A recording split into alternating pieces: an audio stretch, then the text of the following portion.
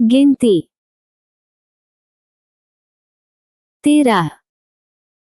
एक फिर यहोवा ने मूसा से कहा, 2 कनान देश जिसे मैं इस्राएलियों को देता हूँ उसका भेद लेने के लिए पुरुषों को भेज, वे उनके पितरों के प्रति गोत्र का एक प्रधान पुरुष हों। 3 यहोवा से यह आज्ञा पाकर मूसा ने ऐसे पुरुषों को पारान जंगल से भेज दिया जो सब के सब इस्राएलियों के प्रधान थे।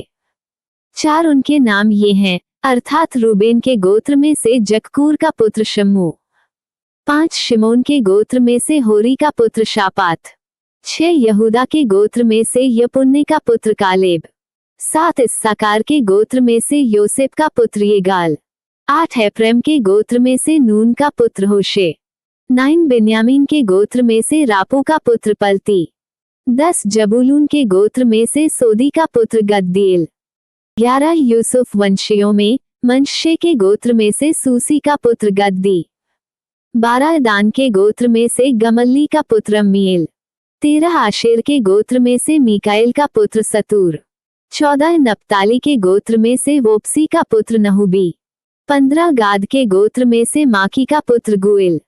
16 जिन पुरुषों को मूसा ने देश का भेद लेने के लिए भेजा था उनके नाम ये ही हैं। और नून के पुत्र होशे का नाम उसने यहोशू रखा। 17 उनको कनान देश के भेद लेने को भेजते समय मूसा ने कहा, इधर से अर्थात दक्षिण देश होकर जाओ। 18 और पहाड़ी देश में जाकर उस देश को देख लो कि कैसा है, और उसमें बसे हुए लोगों को भी देखो कि वे बलवान हैं व निर्बल, थोड़े हैं व बहुत। 19 और जिस देश में वे बसे हुए हैं सो कैसा है, अच्छा व बुरा, और वे कैसी कैसी बस्तियों में बसे हुए हैं, और तंबुओं में रहते हैं व गढ़ व किलों में रहते हैं। 20 और वह देश कैसा है, उपजाऊ है व बंजर है, और उसमें वृक्ष है व नहीं। और तुम हियाव बांधे चलो, और उस देश की उपज में से कुछ लेते भी आना।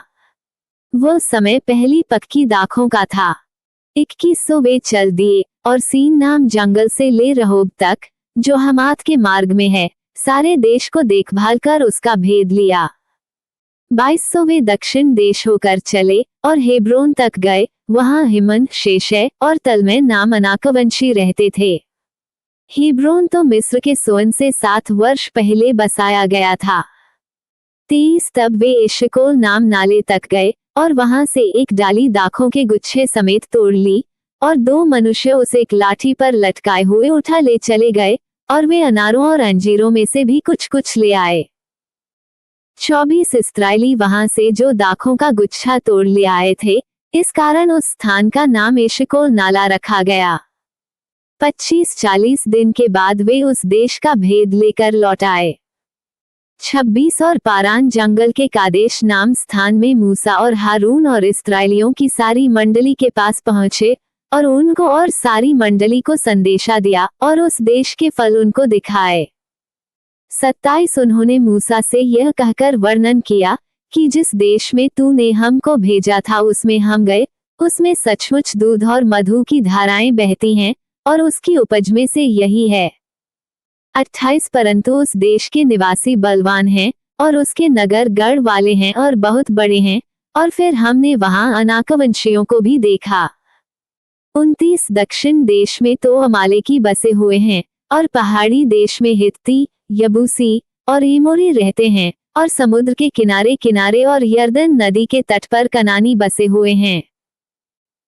30 पर कालेब ने मूसा के सामने प्रजा के लोगों को चुप कराने की मनसा से कहा, हम अभी चढ़ के उस देश को अपना कर लें, क्योंकि नी संदेह हम में ऐसा करने की शक्ति है।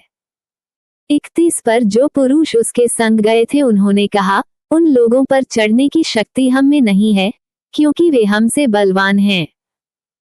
32 और उन्होंने इस्राएलियों के सामने उस देश की जिसका भेद उन्होंने लिया था ये कहकर निंदा भी की कि वो देश जिसका भेद लेने को हम गए थे ऐसा है जो अपने निवासियों निगल जाता है, और जितने पुरुष हमने उसमें देखे वे सब के सब बड़े डील डॉल के हैं।